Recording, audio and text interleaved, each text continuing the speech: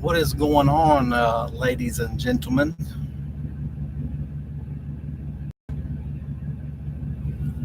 What is going on? So, I'm sitting here waiting to get unloaded at Barris Logistics, and reached out to dispatch. What's up, Mississippi? So, I reached out to dispatch as far as to figure out. So the other night I had left out, and basically a car had jumped in front of me and slammed down his brakes to get over to another exit. And it gave me a critical event because I had my set, and when he jumped in front of me, it alerted it. Brakes didn't engage. I didn't hit the brakes. I just basically took it off cruise, caught it, and wrote about my day. Didn't really notice it until the other day. I was noticing it in my little triangle spot on my QC, my Qualcomm, and so I just now reached out to figure out, hey, what happens? Does that go on my record? Because I've never had it happen before. It wasn't my fault or anything. So just got this. I'm not sure if you guys can read that or not. But basically it says, it just shows the truck reacted to a vehicle closing the distance. So every 3 months they fall off the records. It's not like an accident. So that's good to know. Good to know. My only concern was, I've never been late, never had an accident, never had anything reported like that, so it kind of concerned me. But so that kind of gives me a little clarification on what happens or whatever. So it's a good deal. It's a good deal. Because sometimes, guys, you can't help when people pull up in front of you and stop and do whatever. So it's just a tool that Prime uses to make sure that if I was not alert, and if that car was to stop in front of me, it would engage the brakes and slow down and stop the truck. At that point, you would have a hard brake, another critical event. They'd probably look at it and figure out that you was not paying attention. And wow, boy's got his fuel can hanging from the bed of his truck. The DOT wouldn't like that too good. But just to kind of give you an idea where I'm at. This is what I'm looking at right now. It's nice out today. Got some clouds, but overall looks good. And we just sitting here. My appointment was not until 1500, and it is currently only 12:23. They got me in the door about 15-20 minutes ago, so that's a good thing. Trying to get in here and get out of here, and trying to get a load before the weekend, because sometimes Georgia can be a little questionable on the weekends. And so I stopped in Knoxville last night. So I picked up in. Oh, we got somebody coming right here. Oh man, I forgot. I didn't slide my tandems. This guy, he's going to say I didn't slide my tandems. Hold on one second.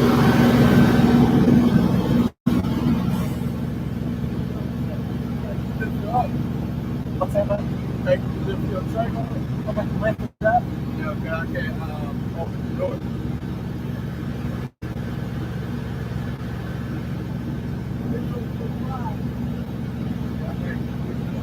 It's good?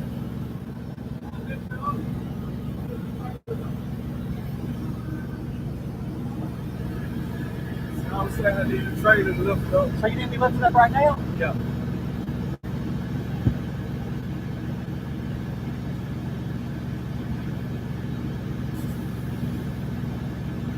So yeah, never told me to lift my trailer up. Oh, to drop the air down, but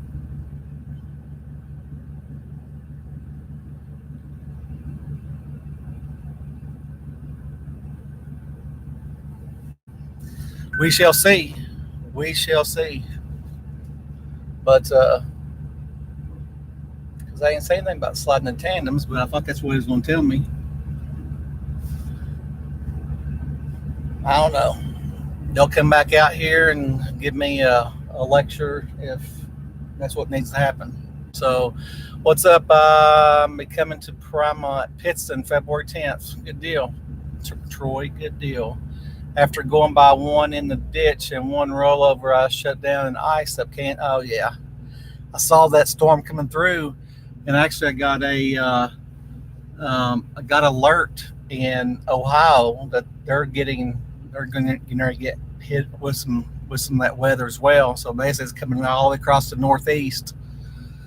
And for those who've been following me here the last couple of weeks, I've been in Maine and Pittsburgh and Allentown, and went down to Florida, and so I was glad not to get caught up in that mess, but I'm sure I'll get hit with snow eventually. But you guys just got to be safe, and if you don't, well, I guess they got it because they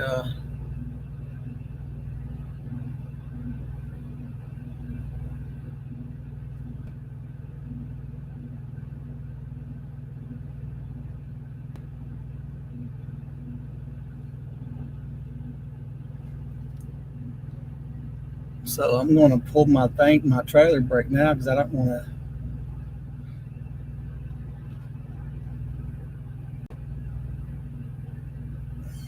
I don't know. So we shall see. They're bouncing on the trailer, so they got the door shut down, I guess. How's it going? My sister said. It's going good. I am getting unloaded in Georgia. So it's going to get unloaded in Georgia. I was actually typing when I said so. But anyways, where you guys at tonight? Where you going to be at? Where you dispatched at?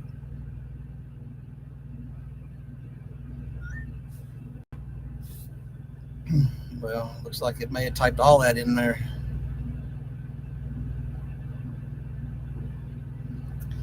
So I did, for those of you who have followed me for a while now, I got some of those Minimizer custom molded mats for the Freightliner. And actually, evidently I got the wrong one, so I had to ship those back, and today the new ones arrived at the house to so now I just need to get back to trying to get those whenever. Why do you lease to Prime? Why don't you just buy your own, save a lot of money? Well, Money Taker, I came out of the real estate business, and this was my very first year into trucking, and was not for sure if I was going to like it or not. So to go out and spend, $200,000 on something that I wasn't for sure that I'm going to be in, it just wasn't worth it to me. When I can do a walk away lease at this point right here, I mean, it's just what I decided to do. I mean, I'm still making money. They're still running me good. I don't know the business to be comfortable enough to purchase my own. Now, what I will do, probably, I would say maybe a year, or maybe when this lease is up on this new Freightliner I just now got back in December, I'll use that money to buy me a new truck and to do that. But right now it's just all about learning the business and knowing your lanes. And if I wasn't making any money, I would just went back to real estate.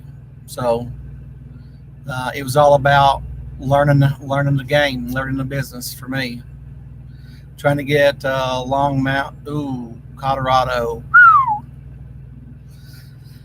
Colorado in this weather right here, you know it's going to be ugly down there.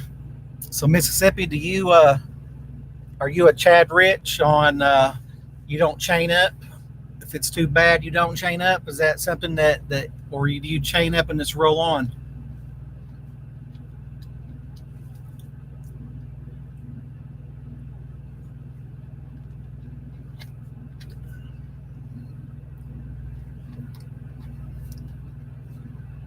Yeah, they getting me unloaded. You can see the truck moving.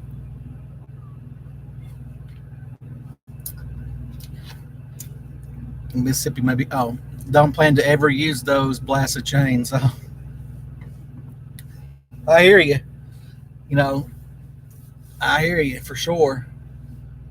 I'll tell you what, it's been a big game changer for me getting this new Freightliner and being able to organize those chains and everything else that I got that you need. You know, your washer fluid, your just all kinds of stuff that you need. That box back here that I got put on here, the chain box, has been a toolbox, whatever you want to call it. It's been it was well worth the money. Did be safe, enjoy the warmer weather. My sister said enjoyed the warmer weather. But for me, man, I mean, I'll just be honest with you. If it took to me saying that if I had to be somewhere, and like the other day I was looking at somebody's Prime video that was, I'm not sure where he was even at, but I mean it was poor. I mean it was the roads were covered in snow, and there was literally no spots to even get off that I saw. So in cases like that, I'm probably would chain up personally. Don't ever plan on just chaining up and using them.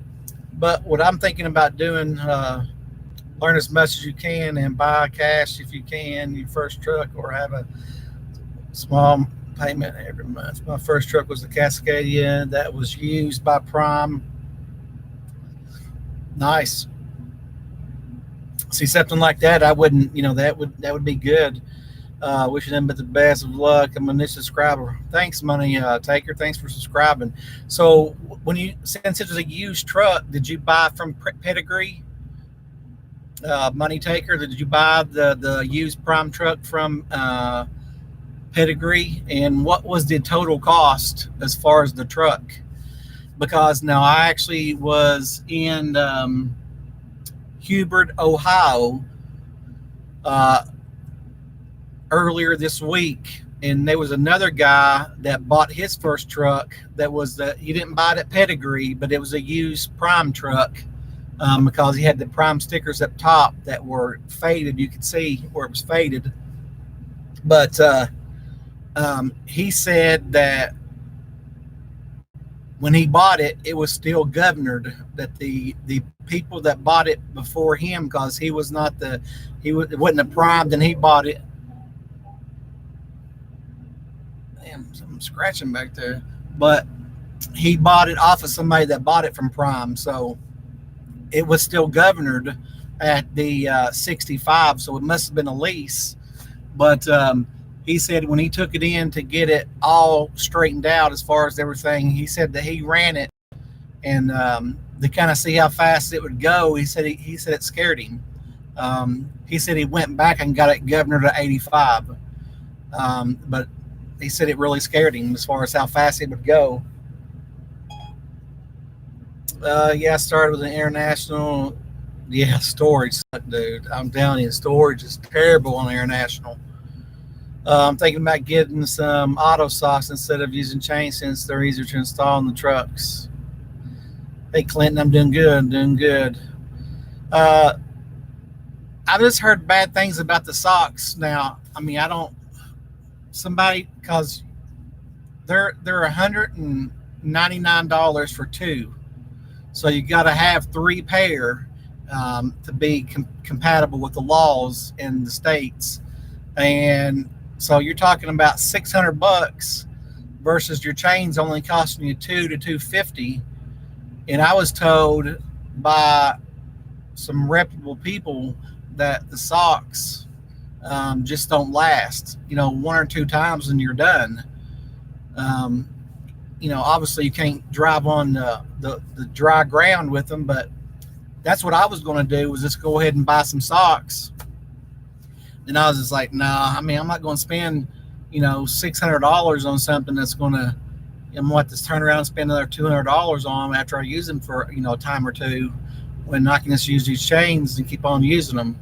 Now, I may use the chains and come up with a whole different story, but that's my, what I'm going to do right now. I've never done a flour load. I have not done a flour load. And from what I've been told, really don't anticipate taking a flour load unless it just pays extremely, extremely well. Because I watch Crazy Bags and whatever her name is, his trainee that's with him right now, Honey something.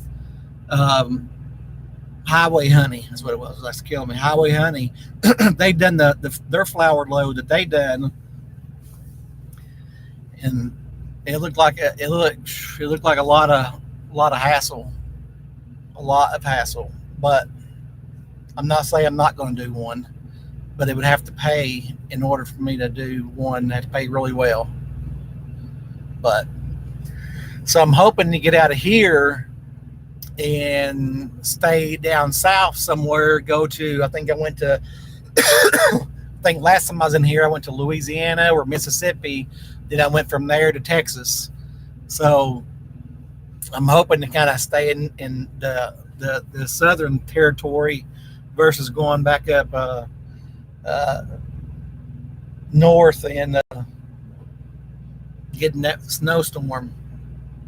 I've already had chains, but get 2 sets of socks in case I have to actually use. Okay, I got you. So Mississippi, what makes you question your ability to put the chains on? Is this the technique to do it? Because I've actually thought about doing a video with me installing my chains, just because I want to make sure I know how to use them. I've watched several videos on how to do it, but yet again, you don't never really know until you know. But that's something that I had thought about doing. It's just basically doing a video on how to put the chains on, and straight from a learning curve. I've never done it before, and showing, how do you do it, and hopefully I'm doing it right. But I bought those orange things that stretch it out to make sure that the chains line up properly.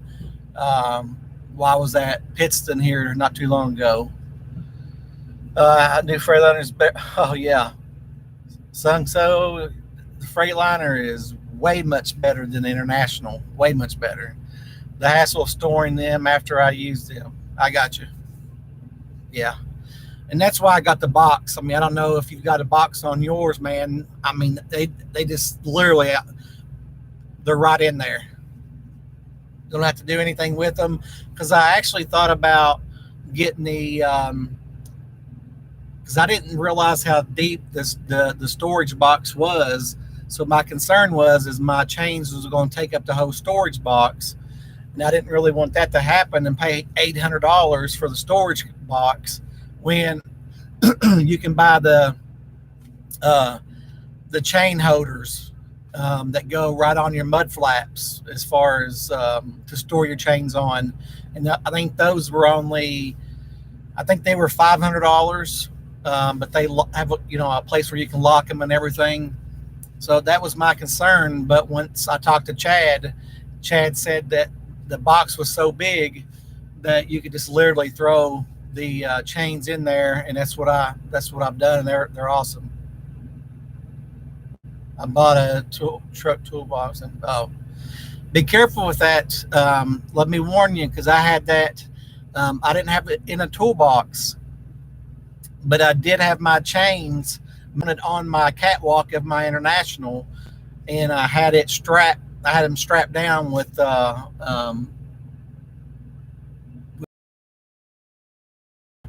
and they actually, the cat caved in, and it literally, I thought the chains were going to fall down, and so I immediately took them out and actually stored them in a container in my front, my front floorboard in my passenger in the International. But when I took the International back and did my final inspection with Success Leasing, they said that probably 8 out of 10 trucks that come back like that, that catwalk is bent because of the amount of weight over so long, it bends that catwalk. So just be careful with that, Mississippi. Definitely watch out for that. Coming to Prime soon. Could I ask you who your trainer was? My trainer was Chad Rich, the notorious Presidente. No, that's who it's Chad Rich.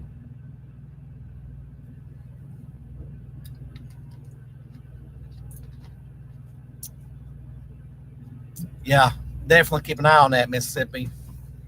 Because once I saw that, it actually really scared me, because I had kept it on there a little bit longer than I wanted to, because I didn't have any place to store them until I had I could get to another Walmart to basically buy a container to put those chains in on the floorboard, because I bought the used chains, and they were about $200 cheaper. So they had a little bit of rust on them, but they're in a bag and everything. And so I didn't just want to put them, on the floorboard and have all that rust and stuff in there. Yeah, Kevin, he's got some good videos out there. I haven't seen him here lately. I know he just not picked up Scott again, so I assume that he's been running pretty hard. TNT, when you've got a student, it's hard to do a video. It's hard to do a video when you're by yourself, to keep it consistent. But that's one of the things that I'm trying to do is at least put out 1 to 3 videos a week with the YouTube. I'm also subscribed to your channel, good vids. Thanks, Kevin. I appreciate that. If you guys haven't subscribed to my Instagram page on there as well, make sure you go do that. Rolling for Time on Instagram, because I do some lives on Instagram that I do not do, because for some reason I still haven't got the ability to go live from my mobile device on YouTube, even though I've reached over that 1,000 subscriber threshold, but I've still not been able to go live on there. So I bought my truck out of Tucson, Arizona, and local Freightliner. Total price was $75. So when I got my truck, I made sure it was at least OEM factory warranty. Nice. So factory warranty on that would still be $500,000. Is that right, Money Taker? I think it's what the Freightliners are, is $500,000.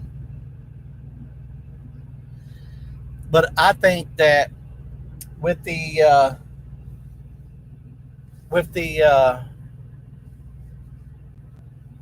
things that I've saw with different trucks and different people and different YouTube subscribers, that I don't think I would ever have a truck out of warranty. I mean, just my personal opinion. Yeah, you can go out and buy, a $20,000 or $30,000 truck and, make money, and I get it. But for me, it's having that consistent money and not worrying about breaking down. Because God knows, in an International, I've broke down enough. And it's not fun, guys. It's not fun. Now, even here in the new Freightliner, for those that watched my last video, that wheel seal that they had to replace, that's something minor that came from the factory defective. Like, they just didn't actually torque it down like they should have. But that's why it's so important, guys, to make sure that you're doing your pre-trip inspections. Not only doing your pre-trip inspections, but once you walk away from the truck, if I had not just walked around my truck, I was at a rest area taking my 30-minute break. Yeah, I noticed it the night before. I just thought a dog had pissed on my tire and that was it. But hadn't I not checked that when I came back from doing my 30-minute break from the rest area, I would have never saw that. So make sure that, anytime you're walking away from your vehicle where you cannot physically see everything, do a just quick walk around. Make sure nobody's messed with your fifth wheel. Make sure now that, you're checking your tires to make sure there's not any oil slinging on it from the wheel seal. Yes, it was $500, but when I got my truck, it had 3. Nice. I see a lot of people buy new Pete's and a payment of $3K a month. But what do you do when loads are crap with $3K pay? Okay, so money taker, this is just right now. The bottom line is, I pay about. So you're talking about $1,428. That's $5,600 a month. $5,600 a month is what I'm paying Prime right now for. Now that's everything, meaning that's my truck payment, my APU payment, my insurance, my everything, my tags, all my stuff. Basically my set cost is about $1,400 a week from my truck, and I still make money. When I say I still make money, I mean I'm making over $1,500 a week still after the payment and after my fuel cost. So there's money to be made. So, I mean, that's something that if you're only paying $3,000 a month, that's still $2,600 less a month than I'm paying, and I'm still making money as a newbie. So don't let that $3,000 monthly payment scare you. Yeah, it's big, but, I mean, if you're running and you're staying out and not just going home and knowing your lanes, because not all loads pay great. Let's just realize it. I mean, but it's an overall monthly, weekly, what you're going to be making. So yes, right after training I leased Highway Junkie. Yes. Are you going to do any training or prefer? Yeah, I'm going to be only solo, guys, just because, I get my wife gets in the truck with me, and this is, I mean, I don't want to sound arrogant or, whatever, because I'm out here to make money and everything, and training and all that stuff definitely makes you more money than solo. But for me, you got to have that balance, because if I'm staying out, as long as I'm staying out, I'm not going to be working around somebody else's schedule of getting them home, me to getting home, and when my wife once it gets on the truck, or it's not worth that. So it's for me, solo is the only way I would run. Because, take for example, yesterday I was coming from Fort Wayne, Indiana, coming here to Georgia. I was able to stop by the house and to have lunch with my wife without having to worry about making sure it was okay with somebody else. Because if I were to have a trainee or whatever, you got to be considerate to your people. So, how do you get a new truck how did you get a new truck? So for me, they had a bunch of internationals come in, and I would prefer to had a Freightliner, but I wanted to go ahead and start running. So I took the international, and basically what I did after once you go lease, I mean, you can order your truck after 90 days. I think you gotta be there 90 days. Then you can order you a new truck, and I ordered me a new Freightliner. Now the thing about it is that when you order it, you have to pay up front for any of your upgrades. So for me, I mean, I had to pay I think $1,700, and I ordered it in September, and I didn't get it until December. So I mean, it's something you got to be mindful of. Probably be better being by yourself to do at least. It would be for me. Yeah, yeah, definitely. But that's just my story, guys. I mean, like when I'm out here on the road, I'm showing you what a solo driver is like. Out here on the road.